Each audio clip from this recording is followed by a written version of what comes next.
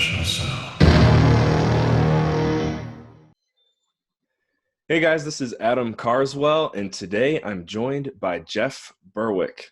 Jeff is the founder of Anarchapulco. He's originally from Edmonton, Canada, went to college for roughly a month, and then they kicked him out. And now Jeff lives in Acapulco, Mexico. Jeff, thanks for being on the show, and do you have any opening remarks for our listeners? Hey Adam, great to be on. Just mentioning that I'm in Honduras right now, Roatan, Honduras. So I've been traveling around. I just came from El Salvador and on my way to Ecuador actually. So that's where I'm at right now. Nice. And is it a business trip? I always say everything's half business, half pleasure. I'm with my wife. We're actually in a beautiful resort here in Honduras. But I'm doing some things. There's some sort of free startup city sort of things going on here. So I'm here to check that out as well. And then in Ecuador, I'm going to be interviewing a few people for my show Anarchapulco. So like everything I do in my whole life, it's always a bit of business and a bit of pleasure. Yeah, and I'm curious, El Salvador, Honduras, obviously reputation-wise, not the countries you would think of when it comes to technology. So have you been impressed or excited about anything that is going on there? Well, I didn't spend much time in El Salvador. I was just there last night. I actually sank my boat there about 15 years ago, so I hadn't been back since. So I didn't really see a lot in El Salvador on this trip. I'm here in Honduras for a few days, but I just got here a few hours ago. So oh wow, okay. Not a lot to comment on either at the moment. Although I will say that this big immigration crisis that they talk about and having to build this giant wall. And what's that gang they talk about? They say it's a El Salvador gang, like MI13 or something. I have no idea. No. Yeah. It's total BS as always. Like, I'm like, where is this gang at? You know, it's totally nice in both places here in Honduras and in El Salvador. Right. Just the typical propaganda on television. Yeah, I'm sure we can get into talking about some of that today here too. Then one thing that you just brought to my attention that you mentioned with everything that the immigration wars or whatever. I think listening to your show was the first place that I ever heard the concept that the wall could actually be a way to keep Americans in rather than keeping other people out. And I just love that perspective because no one's talking about that. Yeah, absolutely. The U.S. is in a state of collapse. The U.S. dollar is going to collapse. It is right now one of the least free countries in the world. When it all collapses and the U.S. dollar goes down, it's going to be pretty bad in the U.S. And every time that's happened in history, usually what happens is the government gets really oppressive. People try to escape. That's happened in the Soviet Union when it was collapsing. It's happening right now in Venezuela. So when that happens in the U.S., that wall, if they do build it, I saw that they spent $2 billion so far, and it built 1.5 miles of the wall. Typical government stuff, total BS. And it's not like that wall would ever stop anyone anyway. I don't know if you've ever heard of things called ladders or the fact that it's surrounded by oceans on both sides and you can just swim around it.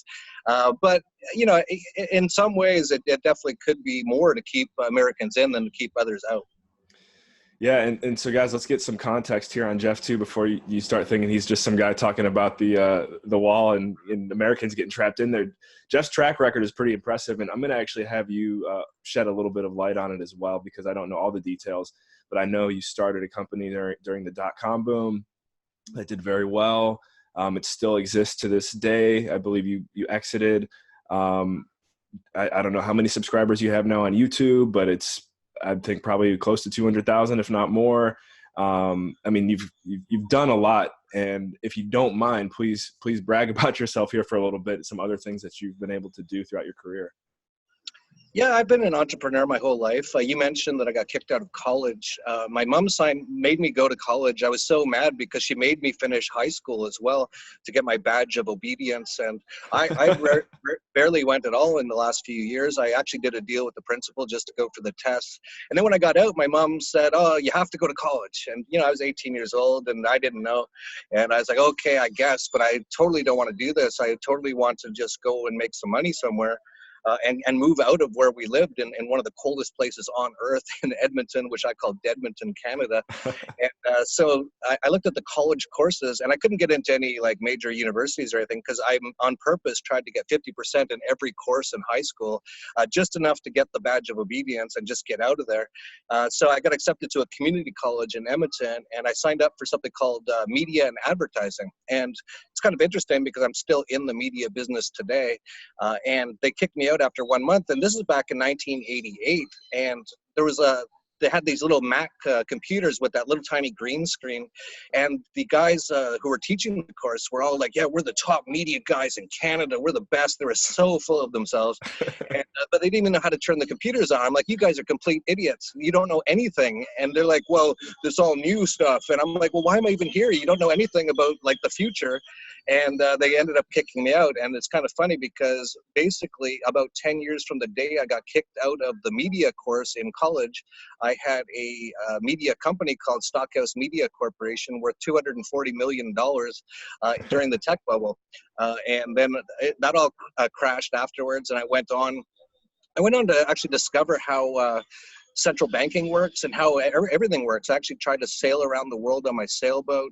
I actually sank it in El Salvador in Jicalisco Bay in 2005, and I just traveled from there. But and then I ended up deciding to start the Dollar Vigilante in 2010. I also started my podcast called Anarchast in 2010, and that's kind of led to our conference in Anarchapulco, which we just had our fifth one this year in Acapulco, Mexico. So yeah, I've sort of an entrepreneur, and I travel around a lot and things like that.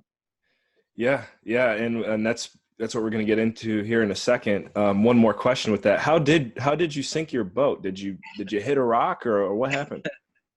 I was actually coming from Guatemala, and I thought the currents were really the current was so strong that I thought it was going to take 1 or 2 days to get to El Salvador, but it took like 4 or 5 days, and there's a lot of storms along the way, and I was exhausted. And I was coming into a bay where there was, up the river was a marina, and they said, don't come in, it's too late, the sun's about to go down, it's kind of like there's shallow areas in the bay. And I was like, I'm exhausted. I just want to go in. And as soon as I started to enter the bay, a massive storm hit, like the craziest tropical storm I've ever seen in my life.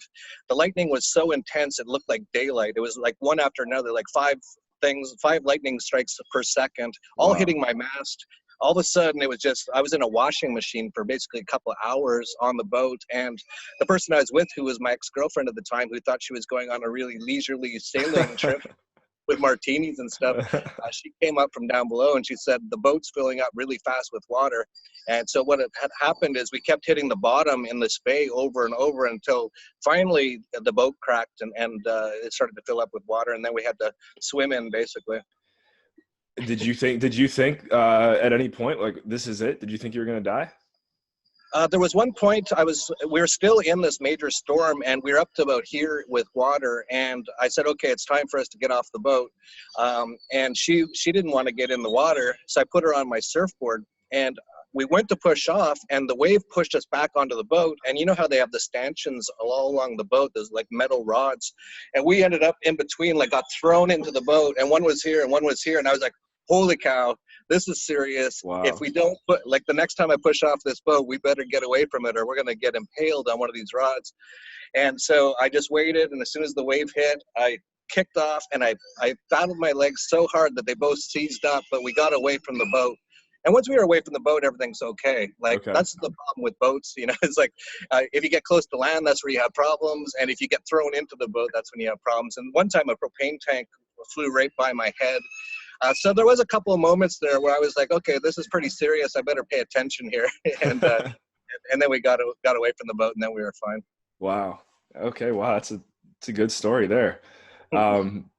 So that sounds like almost as much fun as what you've been doing with Anarchapulco. So I have to ask you, you mentioned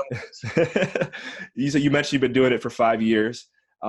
Everyone listening now hopefully is intrigued and wants to know, what is Anarchapulco? So let's step into, as I like to call it, the next level chamber. When did you realize Anarchapulco was something you wanted to take to the next level? Well, I'll say how it started. I was going to a number of freedom events in the U.S., things like Freedom Fest and Pork Fest, and there used to be one called Libertopia.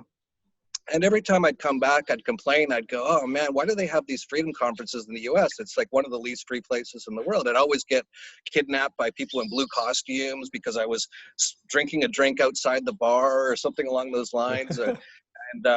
And someone posted on Facebook, they said, well, if you don't like it so much, why don't you start your own Liberty event? And why don't you start it there where you live in Mexico? And I just laughed because I was like, well, you know, first of all, it's going to be an anarchist event, and there really wasn't a ton of anarchists back 5-6 years ago. It was very small. And so I was like, yeah, I don't know if this is going to work. I don't know if there's enough anarchists to make it work. Plus, we're going to host it in what the CIA calls the fourth most dangerous city in the world, in Acapulco, Mexico. It's totally not, but CIA is always just lies. But I was like, I don't see how this could possibly work. But I am an entrepreneur, so I thought, all right, let's post up.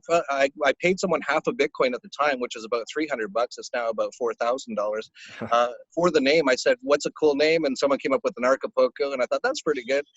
Always like different sort of sounding names. And posted a website, and we sold about 70 tickets with about a week left until the event. So I was like, oh man, this is a disaster. 70, that's not very many people. We're definitely not going to make any money. We're probably going to lose some money. But at the last minute, about another 50 or so showed up. So we ended up with about 120, 130 people the first year. And it was a total disaster in many ways. I was drunk the whole time. I was very depressed. I was actually very suicidal back then. I'd just gone through 2 business failures. And but the people loved it. And at the end, we had a bit of a Q&A, and we said, you know, asked some questions. And one person said, are you going to do this again next year? And I said, I don't know. It's a lot of work, and we're obviously not making much money. It's only about 120 people. But then I decided, okay, let's try it one more time. And the next year, we more than doubled to about 300 people. And it really did very well. People just absolutely loved it. And so I thought, okay, I could see like some potential here. So from that point on, we just continued. Then the next year, it doubled again to about 600 people. And then the next year it doubled again to about 1,200 people. And then this year it was almost a double of about 2,000 people. So, and now it's a real thing. Now it's like something I actually pay attention to and like spend time on and stuff like that. But at the very beginning, there was no intention or no, you know, I didn't know if it would work out at all, but now it's become a pretty major thing. Yeah, very major. I know a lot of people now that have been to it. And I don't think I even first heard about it until maybe the third one there that you mentioned. I know it's something that's still definitely on my bucket list. And hopefully now that we're having this conversation, I'll see you there next year. But I guess tell us about watching it grow now. For me, I guess I know if I was doing an event, I'd be concerned to the point where like once it goes so mainstream, are people going there still obtaining that inside value that they, you know, that they really want? I know you've actually been able to set up other conferences around Anarchapulco now. So do you kind of see it as what's going to draw people in now and bring people to these other informational sessions? Or do you still think that the primary value lies right there at Anarchapulco? Well, Anarchapulco is the main focus for sure. And you're right in saying that when you have something grow so big, so fast, that it's really hard to keep it kind of feeling how it did at the beginning. And that's been one of the toughest parts, but I think we did a pretty good job of it. We brought in a new management team this year, and there was definitely some problems with the new management team because they hadn't done it before. But in general, I think it went really well. I think I'd have to say, like, I talked to almost everyone at the event, even though it's 2,000 people, but I'm there, it's about 5 days. So I'm there the whole 5 days. I end up talking to most people, and almost everyone says it's life-changing, the best event they've ever attended, these sort of things. I've never heard anyone say they didn't like it. And you know, that's the real key is keeping it, even as we grow, keeping the real vibe, the way it has been, even when it was smaller. And we're trying to bring in more people, sort of a committee of people who've been around since the beginning for next year, just to make sure, because we might be over 3,000 people next year. And, you know, as you grow, it just gets harder and harder to keep that kind of vibe that we used to have. But the one thing I can say about it is that every single person attending is a voluntarist or an anarchist. And when we're all in the same place, we get along super well. Like it's all like people tell me like, I've heard this so many times. The best thing about Anarchapulco is the other people who go there, and then you get to meet these other people. Many of these people come from places like a small town in the U.S. or New York City or Chicago, or actually it's from everywhere in the world people come, but very few people get to hang around like-minded people like themselves. They hang around a lot of statists, a lot of people who are like big Trump supporters or big Obama supporters. And for people like us, that's just really irritating. It's like, you know, we're not interested at all in this political stuff. And so when you get around like-minded people, it's just so refreshing to most people. Many people say it's like the one week of the year where they really can be themselves, they can enjoy themselves. They can have great conversations and things like that. So in that sense, even as we grow, I don't think we're going to, you know, it's not going to get too like where people don't like it anymore. I think it just becomes a matter of, you know, how do we make it so you still get a chance to meet a lot of the speakers and things like that, because as you get into thousands and thousands of people, it gets harder. But we had over 100 and some speakers, I think over 150 speakers this year, and almost all the speakers. This is another cool thing about the conference. I go to a lot of conferences myself, and it's very rare that you actually get to hang around and hang out with the speakers at the bar or at the pool or whatever. And our event, almost all the speakers stay all week, and you can just go and meet them wherever, and just it's very relaxed and casual. So yeah, but that's going to be one of our biggest issues is as we continue to grow, keeping it so it's still cool and fun. Right. And I'm curious about, you mentioned how it is for you. I'd imagine as this thing continues to grow, it might be kind of difficult for you to be there every day, because you know you're Jeff Berwick. Everyone wants to talk to the creator. Is that something that after a while you're like, oh man, I just can't wait to get home right now, or I don't know what goes through your head in times like that? Well, the first few years, actually, I've been working on myself a ton. So I used to drink a lot. Like I said, I went through these major business problems. I was basically bankrupted about. Actually, yeah, real quick, because you're going to start talking about this. It just reminded me, and you still do this sometimes, but your walk and talk videos. Even recently, I've begun doing my own, and someone reached out to me and they were like, hey, your videos remind me a lot of Jeff Berwick's. I don't know if you know who he is. I'm like, oh my goodness, that's like one of the greatest compliments I could have ever had. That's who kind of like inspired me to do this. So sorry, you said you've been working on yourself. Continue. Yeah. Yeah, that's cool that you're doing your own thing. That's what I want a lot of people to do, is get out there and do your own thing as well. But yeah, I've been working on myself tons. So in the first few years, I was just drinking like crazy. I don't really even remember a couple of years of the conference. And then a big part of it too was I wasn't all that comfortable in social situations. People might be surprised to hear that, but when I go to a conference, I get surrounded by people. It's not all that comfortable. But I've worked on myself so much that this year I didn't drink too much, and I was able to just enjoy being around all these people all week. I've learned also how to take care of myself, so I'll go for a massage, or I'll go away for a while for dinner with just a few friends or with my wife at night, just to kind of get away from it all. But no, it's actually, it's very enjoyable actually. Like now I can totally enjoy it now, and just like everyone else who enjoys it because the other people are so interesting and so cool, it's the same for me. I meet so many amazing people that entire week that it's definitely not a burden at all. It's just a matter of, do you have enough energy to make it through the whole week? And I've got enough of a physical regimen now, and I have vitamins and all kinds of things that I do that I can actually make it through the week. But by the end of the week, yeah, I'm pretty exhausted. I said this year that I'd need at least 2 weeks to recover from it, but it turned out to be about a month. Just trying to, you go through, it's just a crazy intense week, and it takes a while to recover from it. Yeah, and you just mentioned also taking your health to a new level. I've been watching you too, taking your spirituality to a new level. What are some daily things that you're doing now that you feel like you probably weren't doing at the beginning of Anarchapulco, and maybe early in your life that you're like, wow, I'm happy this is a part of my routine now? Oh man, like there's so many things. I've changed everything in my life. from the moment I get up now, I'm doing health-related things. I have something called a Beamer. I don't know if you've even heard of that. It's BEMER. It's like a mat that you lie on and get your blood circulating better. I do that. Then I do a coffee enema, meditation, yoga. And this is all before I even start my day, like work day. Gym, eating good. I rarely smoke at all anymore. I think the last time I smoked was a month or two ago. Sometimes I'll smoke every now and then on a trip. I don't hardly ever drink to the point where I'm drunk anymore. I think the last time it's been months at least. I might have a couple drinks at dinner or something like that. Massages, a lot of spa stuff. Really what it is taking care of myself. And it's something that I didn't even know is something you should even try to do until a couple of years ago. And I know I hang out with a lot of hippies. I mean, going to Ecuador afterwards to hang with some hippies and do some other interesting hippie kind of stuff. And they're always like, you got to learn to love yourself. And I was like, love myself? Like, what a weird, strange idea. Like, I've never heard that idea in my entire life.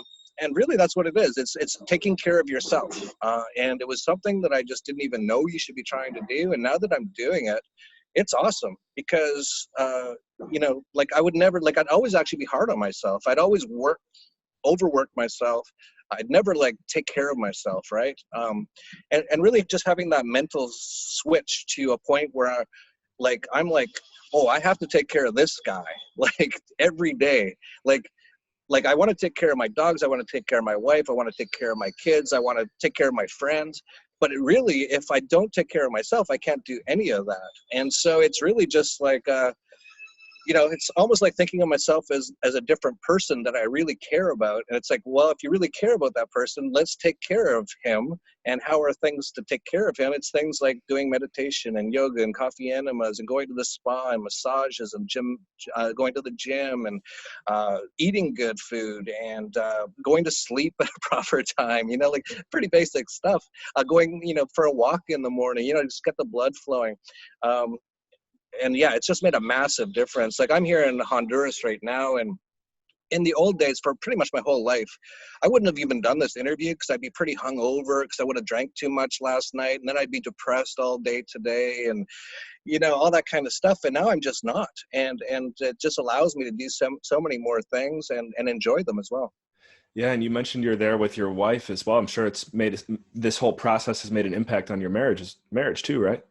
Oh, big time. Yeah, we actually got remarried last year. Wow. No government thing, just a commitment, of course. Yeah. But we got married originally about 7 or 8 years ago. And then we kind of like during the bad times where I was really depressed, we really, things weren't going well. But then I really made a commitment to fix myself and to fix everything in my life. And yeah, it's made a huge difference. We got remarried again last September. We're actually here in a honeymoon suite, so I'm calling it like all this year, anywhere we go is like a honeymoon, Nice. So yeah, she's pretty happy. That's good. Yeah, I think I just followed her on Instagram the other day too, and I can tell she's loving life. So keep it up, man. That's good. Yeah, well, she told me something years ago, and it's totally true. And it's a saying. It's happy wife, happy life. And if your wife or your partner, whoever it is that you're with, if they're not happy, it's not good. Yeah. And that's another thing too. So not just taking care of myself, but also making the effort. It's about effort. And, to be in a long-term relationship takes a lot of work. And so I actually put in the work with her now, and now she's really happy. And when she's really happy, I've got no major problems. And so then I'm happy. So it all works out. Yeah, that's great. That's great to hear. All right. So one more quick recap on Anarchapulco, and then I've got some fun questions for you here to close this one out. Within the next 3 years, we'll say, what's your vision for Anarchapulco? Where do you see it? Oh man, 3 years is a long time. I'm surprised how big it's grown. I didn't expect it to grow like this at all. And 3 years, it's really hard to say. The basic premise, though, of Anarchapulco is to reach a point where we don't need to have the conference anymore. And that would mean that the entire world had woken up from this, whatever the heck happened over the last few hundred years, where they all believe in slavery. And extortion and wars, and hopefully people wake up and just, realize what I know, which is self-ownership. You don't aggress against other people. And if we reach that point, we really won't need the conference anymore. So that's really the goal of the conference, but I think it's going to take at least a few more years, and maybe 5 or 10 or maybe 20, who knows. So where it's going to be in 3 years, I really have no idea. I can't imagine. All I really, to me, the important thing is that we just make sure that we do our best job we can every year, and that everyone who attends is really happy, and just go from there. And that's what I do a lot in life. I don't plan too far ahead. It's just, let's make sure the next one's really good, and then just go from there. Yeah, and I know you've mentioned this before too. You don't believe in intellectual property, so or maybe I said that wrong. You do or you don't? I don't even necessarily know the definition of it. That the government should be enforcing intellectual property. Thank you. That's what I was trying. Yeah. And so because of that, anyone listening or who is a supporter of Anarchapulco, they could go start their own or do their own. Someone even did that a year or two ago in Portugal and did Anarchapulco. So any quick message to anyone listening who's looking to create their own anarcho brand, basically? Yeah, actually, there's been a number of ones have started up. There was one called Anarchapulco, which was the first one, which actually was in Anarchapulco right after Anarchapulco. But they had some problems last year. I don't really want to get into that at the moment. And then the first one that really spun off was Anarchaportugal, and I went and attended that, and there was a few hundred people there. That was quite good. And then I think the next one was maybe Anarchazona, which I just attended a few months ago. I was in somewhere in Arizona, Sedona. And then there's one coming up called Anarcho Vegas, which is really interesting. They actually, it's going to be right after Freedom Fest in Las Vegas in July. And they booked at the D Hotel, which was the first hotel, I think, in the world or in Vegas that started to accept Bitcoin a number of years ago.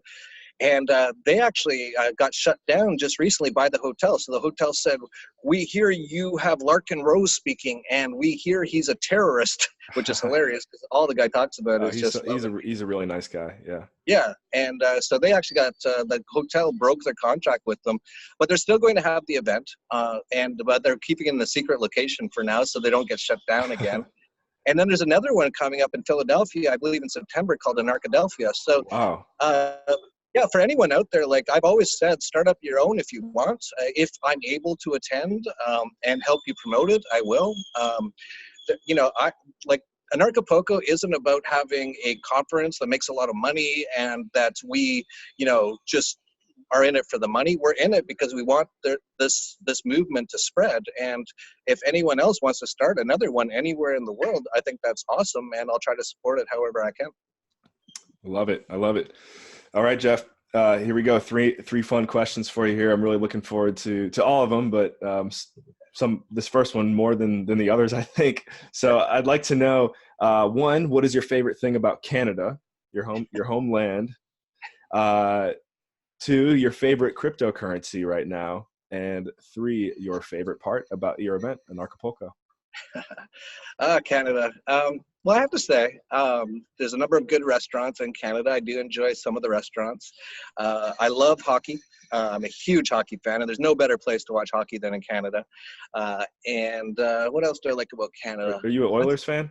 Yeah, I'm still an Oilers fan. It's been a tough 20 years or so, but I still love hockey. It's awesome. And yeah, that's about it. The mountains and stuff are really nice in Canada. It's just too cold and too communist for me, and things like that. My favorite cryptocurrency at the moment, well, there's a bunch, but one that definitely I really like more and more almost every day is Monero. And the reason is it's focused on privacy, and I think that's really key. A lot of people are bringing up with Bitcoin how really every transaction is pretty much totally traceable, unless you're really smart. With all these governments in the world and all their extortion rackets, if everyone just gets into Bitcoin and every transaction is easily trackable, then it means it's easily taxable. And I don't want that at all. I don't want to support these criminal organizations with any kind of money. So for that reason, I really like Monero. I think they're the most focused on privacy at the moment. And Would you say my favorite thing about Anarchapulco? Yeah, yeah. Oh man, It's a tough one, I know. yeah, it's tough. I'd probably just go back to what I said earlier with the people. Um, Without the people, obviously, it wouldn't exist. But it really is like when you walk into the lobby of we have it at the Princess Hotel for the last 2 years, and it's probably going to be there again next year. We're just in negotiations with the hotel. Um, when you walk into the lobby and you see hundreds of voluntarists, and any table you sit down at, it's just amazing conversations. And this goes on all week. So yeah, I enjoy it probably for the same reasons that most people enjoy it, and just being around a lot of interesting people who are all doing interesting things in their own ways, whether it be they're involved in the cryptocurrency space, which hopefully will get rid of central banks, which will hopefully get rid of governments, or they're doing any number of different things, podcasts or writing books or spreading information one way or another. It's just really just same reason that everyone says they love it is the same reason as I love it, because there's no other place like it where you can go. Like I'll be at Freedom Fest, for example, and it's mostly status. It's about 80% status. It used to be about 99% status, so that's changing. Of course, afterwards be Narco Vegas, but it's very small, right? It'd be 100 people or something. So there's really nothing like it where you can go and there's thousands of really amazing people that you just hang out with all week. All right. Well, hey, I'm looking forward to that. What is the best way for anyone listening or watching right now to follow up and get in touch with you? Well, don't drop by my house. I've had that happen a few times, especially with my walk and talks. People actually Google Maps. I don't appreciate people coming to my house. But no, you can just follow me on, just go YouTube, Dollar Vigilante. We've got our podcast, Anarchast, there as well. And basically just our websites, dollarvigilante.com or anarchapulco.com. Get on the mailing list for them too, because I wouldn't be surprised if all of them are kicked off of things like Facebook and YouTube soon. So that'll be the only way that we can keep in contact with people soon. But yeah, I'm pretty easy to find on the internet. Love it. Jeff, thanks once again. Thanks for the impact you're making on the world. And as I mentioned, even in my own life, I hope to see you at Freedom Fest again this year. And again, hopefully we can bring some more non-statists to Freedom Fest as well. Thank you, man. All right, guys. Thanks for tuning in to Dream Chasers, Interviews with the Future. We will catch you in the next episode. And remember, in all you think, say, and do, take it to the next level.